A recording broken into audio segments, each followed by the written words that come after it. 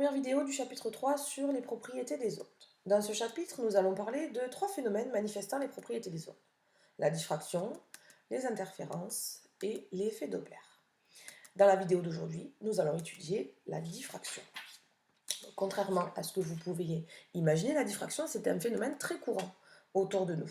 Mais qu'est-ce que c'est exactement que la diffraction? Alors la diffraction c'est un phénomène au cours duquel une onde qui traverse une petite ouverture ou rencontre un petit objet va changer de direction sans modifier sa fréquence ou sa longueur d'onde. La diffraction s'applique aussi bien aux ondes mécaniques qu'aux ondes électromagnétiques. Sur les images, on peut voir en haut la diffraction de l'eau et en bas la diffraction de la lumière par un laser. Dans les deux cas, tout se passe comme si une nouvelle source était créée. Allez, découvrons dans un premier temps la diffraction des ondes mécaniques. Ce phénomène se produit, rappelez-vous, lorsque un petit objet vient perturber la propagation de l'onde. La taille de l'ouverture sera notée A dans ce chapitre.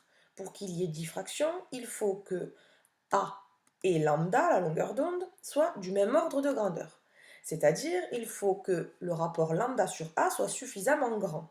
On notera le rapport lambda sur A, θ, dans ce chapitre, θ correspondant à l'angle de diffraction. Plus A est petit, plus il y aura de diffraction. Pour bien comprendre et bien mettre en évidence le phénomène, vous pouvez retourner regarder la vidéo sur la diffraction dans une cuve à ondes. Prenons ou reprenons aussi l'exemple de la diffraction des ondes sonores. Une salle de concert bien isolée. Si la porte est fermée, le groupe d'amis dans le hall n'entend pas la musique. On ouvre la porte, le son peut sortir. Faisons une étude quantitative. Pour les sons graves, dont la fréquence est de l'ordre d'une centaine de Hertz, ça nous donne la longueur d'onde environ égale à 3,4 mètres et donc le rapport lambda sur A de 3,4.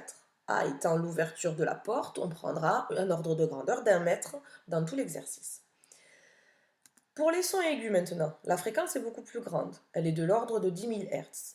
On trouve un lambda égal à 3,4 cm cette fois-ci, et donc le rapport lambda sur A fera 0,034.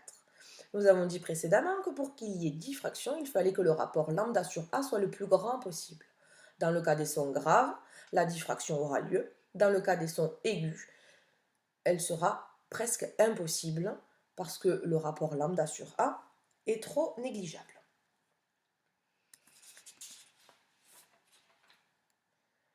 Ce qu'il faut retenir de la diffraction.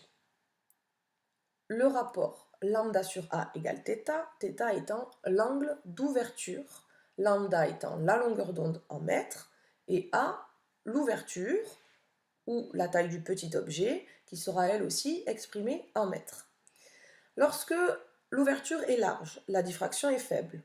Lorsque l'ouverture est petite, la diffraction est plus importante. De la même façon, la longueur d'onde a son rôle à jouer. Plus la longueur d'onde sera grande, plus la diffraction sera importante.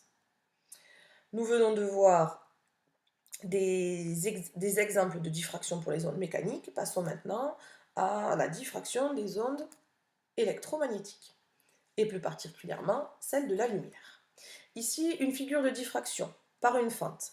Bien entendu, les mêmes règles s'appliquent. On a lambda sur A égale θ. Plus la fente est fine, plus il y aura de diffraction. Quelques analyses mathématiques.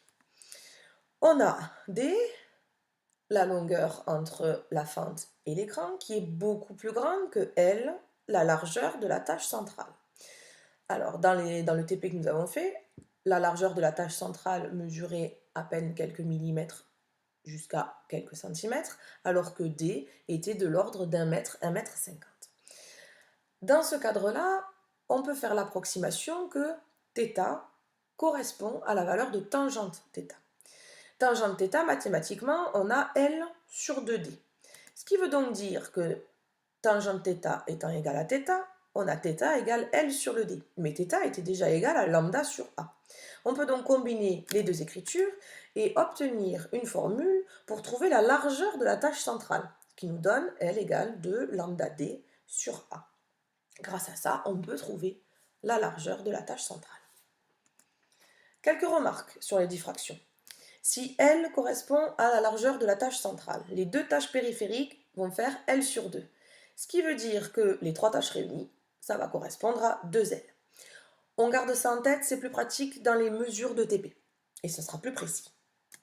Deuxième remarque, vu que L égale 2 lambda D sur A, la largeur de la tâche centrale sera différente suivant les valeurs de A et de lambda.